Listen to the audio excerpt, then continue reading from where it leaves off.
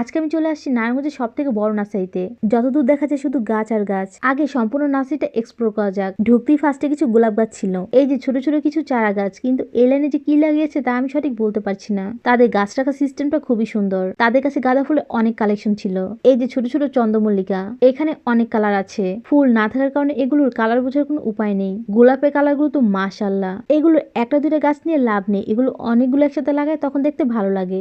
Just গাঁদা ফুলের কালারটা দেখেন। বড় চন্দ্রমল্লিকা পুরো নার্সারির মধ্যে এটাই ফুটা ছিল। আর আছে কিছু ছোট ছোট গাছ। শুধু এক নজরে গোলাপের কালার গুলো দেখেন, কি মারাত্মক সুন্দর। কোনটা রেখে কোনটা নিবেন, সবগুলো কালারই অস্থির। আসলে ফুল মানেই তো সুন্দর। ঝাউ গাছ তো আমার অনেক পছন্দ।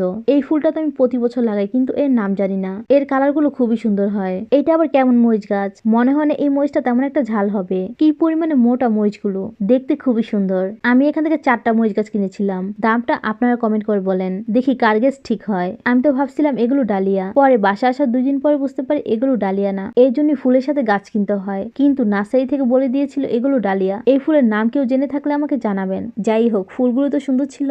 এই চন্দ্রমল্লিকার কালারটা খুবই সুন্দর। এগুলো ছোট ছোট গাছ, এগুলো তেমন একটা বড় হয় না। দাম তো চেয়েছিল 60 টাকার মতো, পরে আমি 30 টাকা দিয়ে নিয়েছি। মোটামুটি এখানকার বেশিরভাগ গাছে আমি খুব কম টাকা কিনেছি। আমি নার্সারিতে এমন সময় যাই যে গেলেই সন্ধ্যা হয়ে যায়। গাঁদা ফুলের পিস ছিল 30 টাকা। এগুলো হচ্ছে গাঁদা ফুলের বড় জাত। এখান থেকে 3টা 3 কালারে নিয়েছি। এখান থেকে চন্দ্রমল্লিকা 2টা কালেকশন নিয়েছি। 2টা কালারই ছিল হলুদ। এই গাছটা কিন্তু প্রায় 3-4 বছর রাখা যায়। দাম 30 টাকা করেছিল।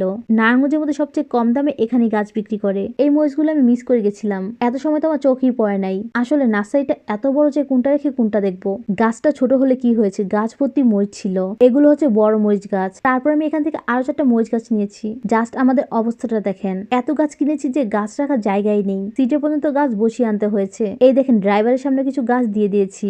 আমাদের বসার অবস্থা দেখে তো আমাদের নিজেদের হাসি পাচ্ছিল। এই যে আমার সব গাছ। মাত্র তো শীতের গাছ কিনা শুরু, এরপর আরো অনেক গাছ কিনা বাকি।